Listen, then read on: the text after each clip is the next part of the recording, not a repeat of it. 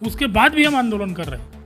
ये जो आप समस्या बता रहे 4,000-4,500 की है। मेरे एक सवाल का अभी तक जवाब नहीं मिला। इस मामले में चाहे हमारे ऊपर किसी भी प्रकार का कोई भी आरोप प्रत्यारोप लगाए, उससे जो है हमको कोई लेना देना नहीं है। जब सहायक शिक्षक एक अलग वजहों से फंसा हुआ है कि उसका निरस्तीकरण हो गया, उसका संशोधन निरस्त हो जाएगा, उसके मूल शाला में लौटना पड़ेगा जहां पहले पोस्टिंग हुई, तो जब दिमाग में इतने सारे सवाल उठेंगे तो फिर वो शिक्षक कैसे लग रहा है कि आपके आंदोलन में उसी मजबूती के साथ नजर आएगा। अध्यक्षों की बैठक हुई। मैं आपको बीच में इसलिए रोक रहा हूं कि मोर्चा ने एक आवेदन ज्ञापन दिया था शिक्षा मंत्री को।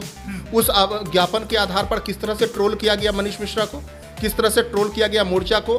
कुछ लोगों ने एक तो ऑडियो वायरल हुआ एक मोर्चा के ही एक नेता का, जो मैं उसको अपने अलग से लेटर पैड में देने की बात किया था, लेकिन बाकी लोग सहमत थे इसलिए दिया गया। बाद में अपने स्टैंड से क्यों निकल गए, क्या हुआ? तो एक मोर्चा के तो कई सारे नेताओं ने बोला कि उनको तो पता ही नहीं था कि आप ऐसा कुछ करने वाले हैं। काउंसलिंग के वक्त में सामने की जगह नहीं थी, और जब संशोधन की बारी आई तो सामने की जगह हो गई। तो आपको लग रहा है ना कि कुछ ना कुछ गड़बड़ियां अधिकारी। कुछ लोग तो ये बोल रहे हैं कि मनीष मिश्रा का व्यक्तिगत फायदा है इसलिए साथ देने जा रहे हैं। समस्या तो दोनों तरफ से, साथ दोगे तो भी समस्या है, नहीं दोगे तो भी समस्या है। उस वक्त आप लोग चुप क्यों थे? आदिकाल से लेके अनंत काल तक संशोधन एक चलने वाली प्रक्रिया है। ऐसा कौन सा विभाग है जिसमें संशोधन नहीं हो? यहाँ तक तो ये तो पदोन्नति में संशोधन की बात आप पूछ रहे हैं, नए नियुक्ति में जो है संशोधन होता है। अभी जो ये पूरा मामला उठ रहा है, क्यों उठ रहा है, क्या लग रहा है आपको? कुछ लोग जो शिक्षा मंत्री के बंगले में जा रहे हैं, ज्ञापन दे रहे हैं, बोल रहे हैं दस्तावेज भी है, कई सारे सबूत हैं, क्या बोलते हैं इंग्लिश में बोलते हैं, वो क्या बोलते हैं वॉइस रिकॉर्डिंग, उसको क्या व्हाट्सअप चैट, ये है वो है, बहुत सारे सबूत हैं, सब बेनकाब कर दूंगा, सब कर दूंगा, वो कर दूंगा। तो वो अभी क्यों आवाज़ बुलंद हो रही है? मैं वही तो जानना चाहता हूँ। आपको चलिए पता नहीं था, जो अभी आवाज़ उठ रही है विरोध करने वाले और जो इसके सपोर्ट में है उनके भी बात कि निरस्त हो जाना चाहिए, वो भी उस वक्त क्यों नहीं चुप थे? क्या मतलब ये मौके में थे कि मतलब मौका मिलेगा तो इनको मजा चखाएंगे, कुछ ऐसा टाइप का था? या फिर वो है कि ईमानदार वही बनने का ढोंग रच रहे हैं जिनको भ्रष्टाचार करने का मौका नहीं मिला? दो बातें ही हो सकती है ना।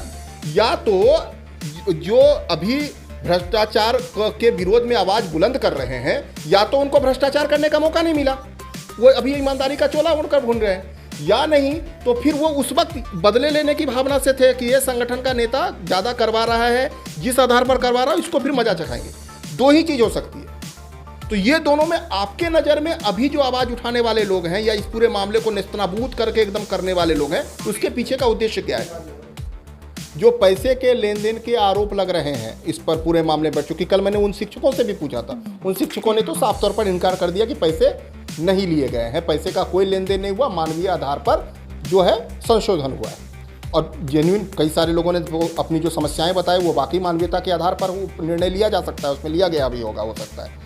पैसे के लेन देन के जो आरोप लग रहे हैं उस पर मनीष मिश्रा का क्या कहना? हमारा मोर्चा बन गया, उसमें तो बोले थे फेविकॉल का जोड़ है आप लोगों का, टूटेगा नहीं।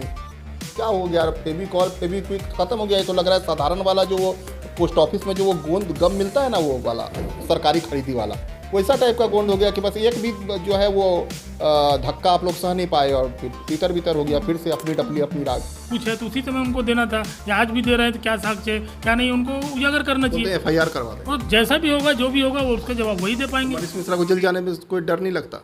नहीं, उसमें जेल जाने में अगर मैं गलत किया हूँ तो मैं जाऊँगा।